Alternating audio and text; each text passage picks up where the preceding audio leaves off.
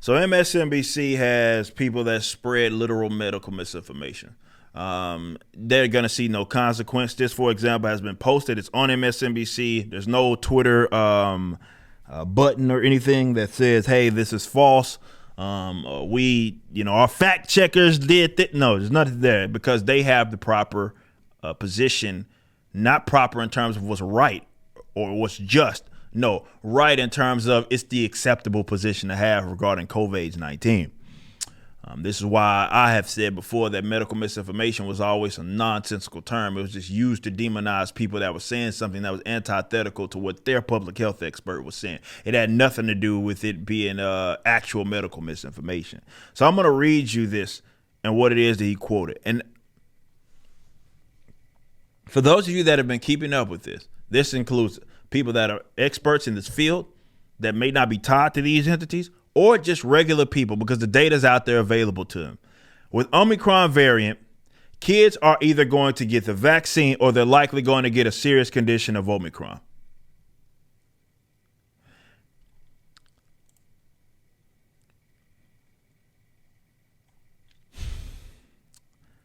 Okay, we're going to watch this video here and listen to what this idiot had to say.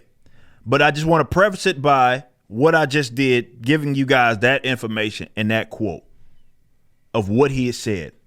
Let's see if we can listen in and see him explain himself. Of global initiatives at the University of Pennsylvania. Thank you so much. Really appreciate your joining us. Let's start off with this. Let's start with this breaking news because I think some people were surprised that this is happening now. A lot of people remember in Pfizer's clinical trial, the 2 doses failed to produce the hope for immune response in kids aged 2 and under 5. And the company's still waiting on data about that 3rd dose. So why did they submit this now? Can you help us understand the timing? Well, first of all, the dose was low, but it did seem to have an effect on the kids 6 months to 2 years of age. Like the fact that they're even talking about jabbing y'all's kids is just, oh my God, it's fucking creepy, dude. And protect them, and that is pretty important for the youngest children.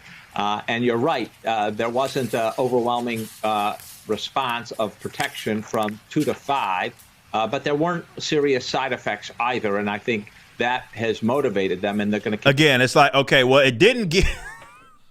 Listen to what he just said. Okay, they did this through these clinical trials, I think he said from ages 2 to 5 or whatever, and it couldn't elicit an immune response, but it didn't give them any side effects, so shit, we might as well give it to them. Like, what the fuck? Continue the trial to the 3rd dose.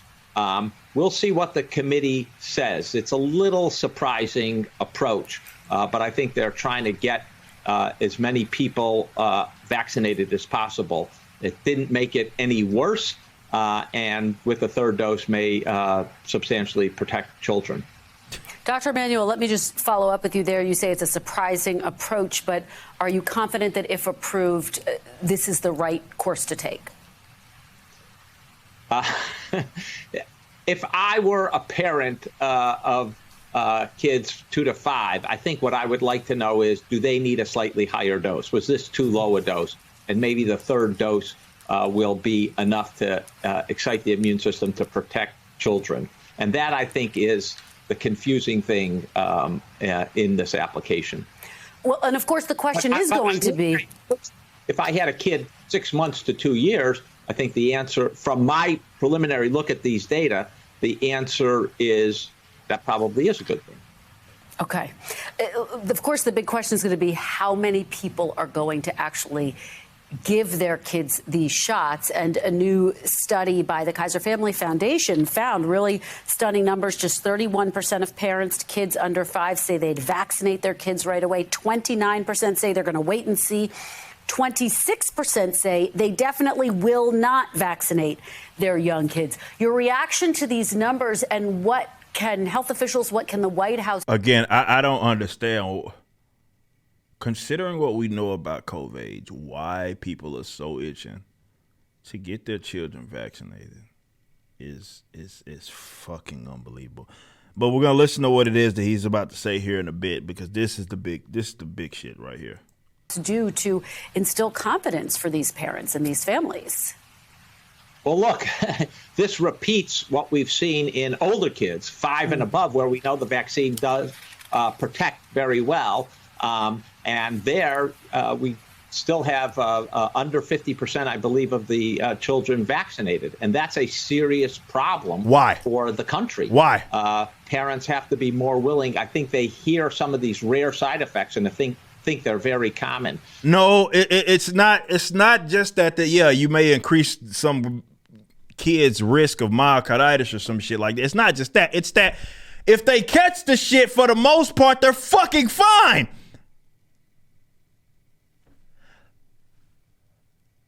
Like, have you considered that, Dr. Emanuel?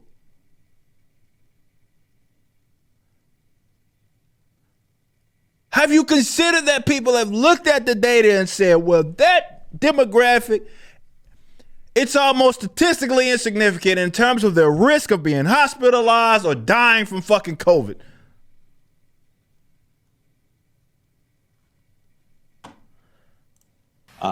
If with the Omicron variant, kids are either going to get the vaccine or they're likely to get a serious condition of Omicron.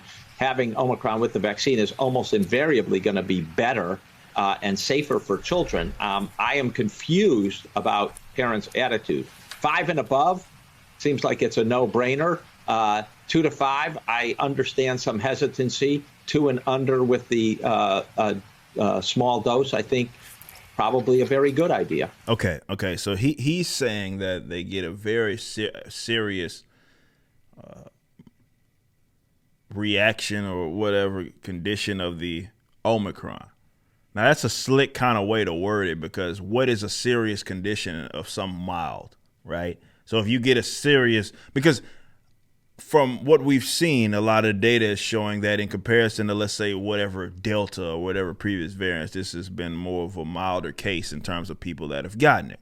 Okay, so it's not gained in, let's say, lethality. It's more so lessened, which isn't unlike what viruses have done in the past in terms of their mutating and it essentially becoming weaker in terms of the experience.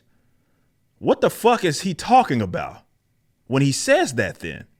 See, he's positioning it as if, and yeah, if you are some brain dead parent, and many of you are, maybe not the people that watch my show, but there's a lot of stupid people out there that have kids, you may hear a doctor on NBC, again, why you are listening to these guys makes me question where you're at in the head.